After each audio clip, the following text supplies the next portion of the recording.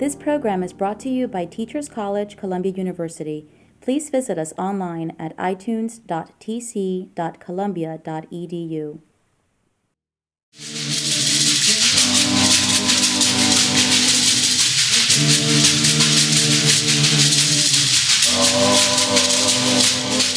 Dr. Fleelove, is that you talked about the concept of a national level overseeing of corrections. So we were to, and of course I was a little bit slow in writing that down, so it's not a direct quote.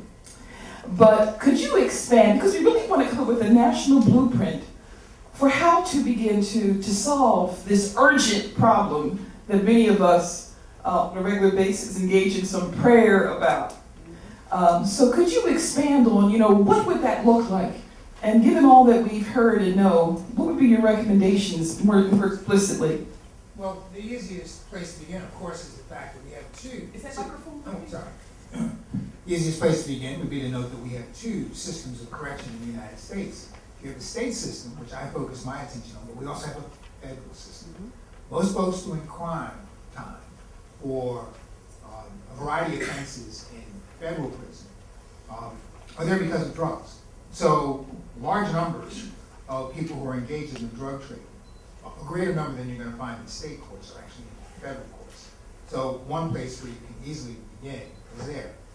The federal courts are under the control of the federal government, and with a significant number of our people there, it becomes a place where a variety of blueprints for some of the programs that you just heard about can get trotted out, because they're subject to federal dollars as opposed to the vagaries of local dollars.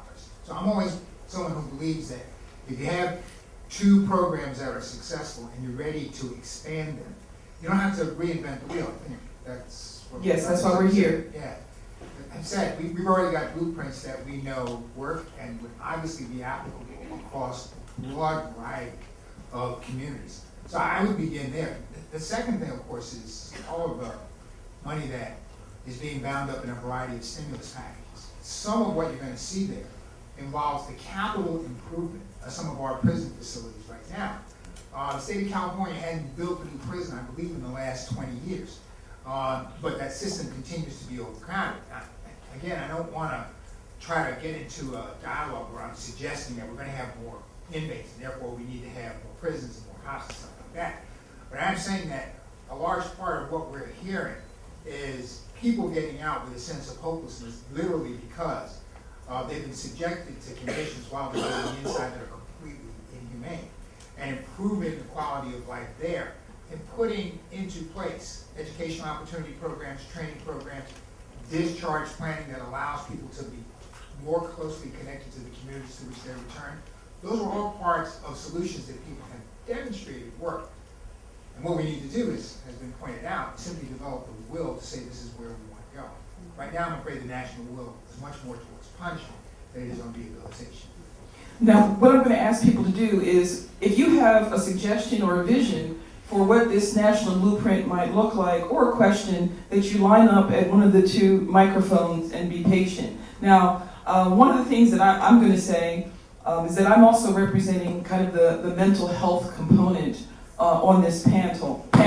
And so what I'd like to just add is that there's another model program that we see here in New York City called Project Renewal. And part of the discharge planning actually involves representatives from Project Renewal going to the prisons, interviewing those who have a mental illness plus a chemical abuse disorder. So they're the mentally ill chemical abusers, MICA clients.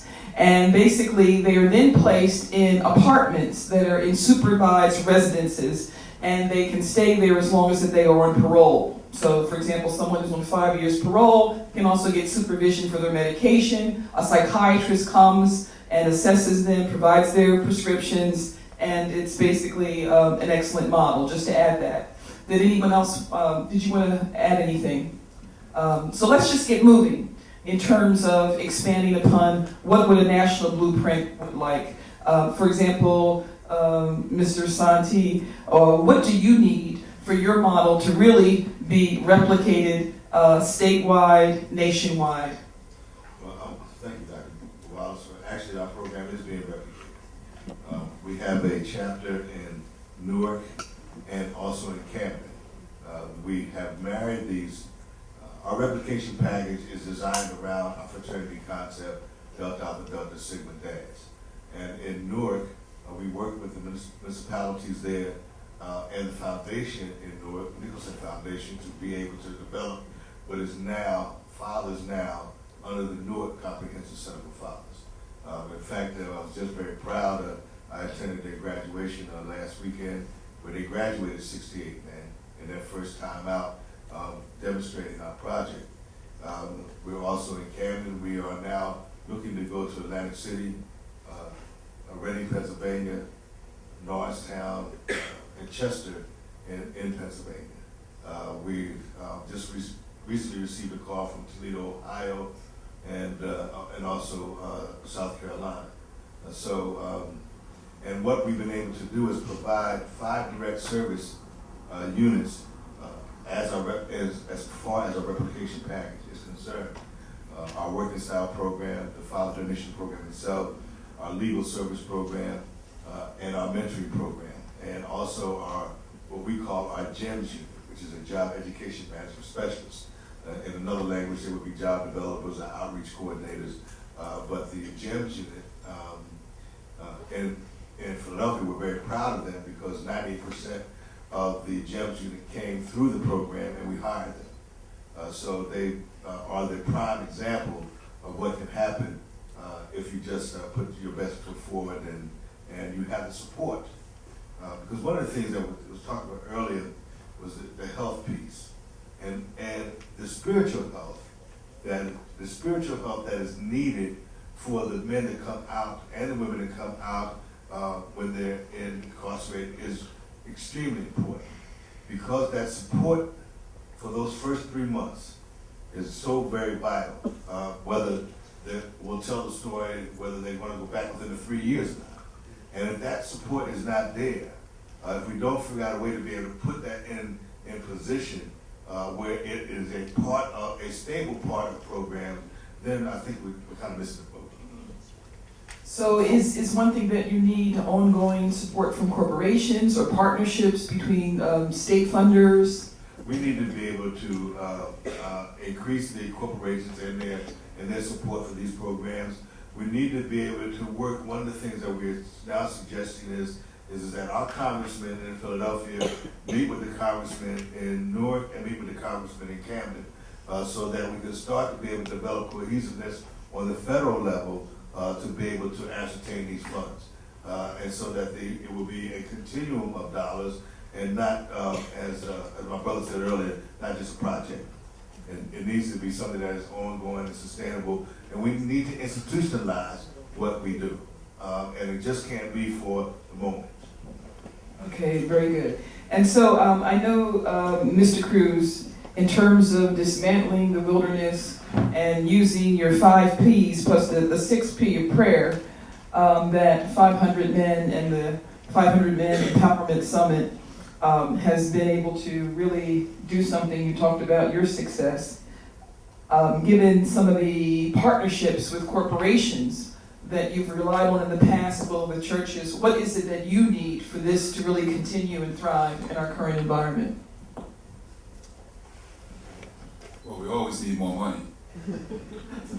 Since there's less and less of that, we've gone to plan Z. Skipped all the other stuff.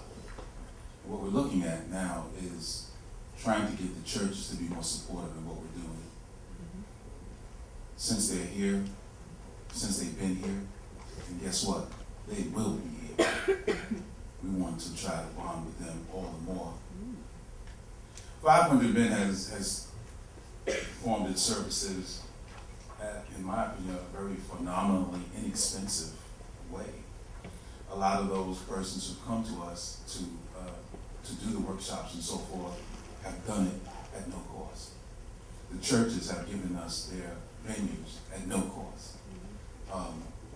The core group, there was a group of leaders that I was telling you about, they don't get paid for what they do. It's a ministry, which gives it another level of commitment. And it also opens another level of doors that nonprofits basically won't get. We hope to go to the immediate tri-state area, New Jersey, Long Island, Connecticut, and do the same thing, giving out the information that the brothers need to get on their feet at the point of just being released. But a step further, to make it a broader brush, I'm really of the mind of doing more community assessments. I think 500 being an entity of information would probably best serve the local civil service, parole, or law enforcement agencies if they in fact really knew what was in their community, what was in their precinct, what was sectorized in terms of services, housing, and so forth. So that when people are released in the first 3 months, as you mentioned, that all of those services can be so concentrated.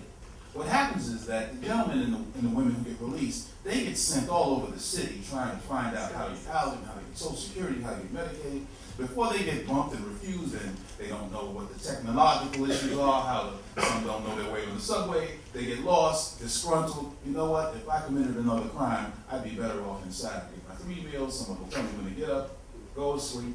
It's easier. So what we'd like to do is know what's in the community and make that information available not only to the people being released, but to the people who are providing the services. So in fact, they're really creating a tight catch net around the community, making the community more aware, the services that's available, more available to everyone, and people don't have to travel that far to receive it. 500 men would like to be an example in that regard. So we want to be a help. We want to be a help. Our measure, in terms of some of our tracking, is showing that, and I'm sure we all agree on this, employment and housing are the two major issues that everyone complains about. Yeah.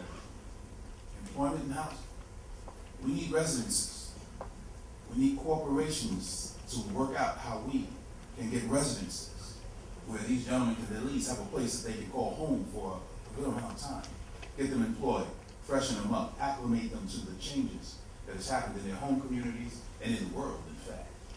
And then they have a better starting point. If we can build residences as opposed to a temporary stay or a shelter, make it home, I think they'd have a better start and a better shot at returning. And let me just say that when I talked about the two possible identities for parole officers, either they're arms of the police or the courts, law enforcement, but they become case managers. The primary audience for the type of information that he just described would be parole officers, so that in their meetings with ex-inmates, they have something to give them other than harsh words about don't get in trouble, don't let me hear that you're factored in stuff. Well, I recently became an OES. Now everybody's OES, well, okay. I am a offender employment specialist, yeah. And I got that title through a workshop through the Federal Probation and Parole Association. And they're going around the country and they're doing these trainings for those providers that they send the invitation to be able to become these OES. But more importantly than that, I mean, I'm glad to be an OES. I'm so happy that. But more importantly, what I found at the workshops, the probation, Department of Corrections, going back to again with something that you said, Doctor, is that they're looking for collaboration. They're looking for the answer. They're looking to be able to change 30 years of a mindset of lock them up and throw away the key to those same people that work in those probation departments and the Department of Corrections every day. And as a community, we really need to be able to address the federal probation and parole, address corrections, because they are looking to make some level of change, which is very difficult for an individual that has been sitting in our office and his only reference is to lock up and throw away the key. Okay, so I'm going to sum up in 45 seconds. That we really need to have some kind of federal oversight, that there might be mandates for discharge plans, for example, that might be replicated on state levels, that we need to really ask our churches that to fulfill their mission and responsibility as our most profitable nonprofits located in the community, that the most successful thing we've had to draw upon historically is the presence of the Black church, and that they could really use their resources to assist, for example, in continuing to support a weekend model of workshops, job fairs, where indigent men can come and get all the information they need, and ideally 50 of them leave employed, some employed with Columbia, that we also expand that model so that we would have booklets that some of you might volunteer to help create, so that parole officers have on their desks 50, 100 copies of these booklets that they hand to those on parole and say, here, this is where you can get certain services. That Black churches would also have afternoon workshops where they are on a regular, ongoing basis saying, bring any indigent men with you after church. They can both come to the service, but they can also sit down, and our nurse and our health educator and our psychologists who are members of this church can spend 2 hours in an afternoon workshop every single Sunday connecting these men, connecting them to mentors in the church. You'll say, I'll teach you about the subway system. Here's my cell phone number. Yes, I will assist you in going to that particular agency, et cetera, and that we also see that there's federal funding and mechanisms that help to take model programs like the National Comprehensive Center for Father and make them available throughout our cities, states, and nation. Thank you very much. We have a 15-minute break.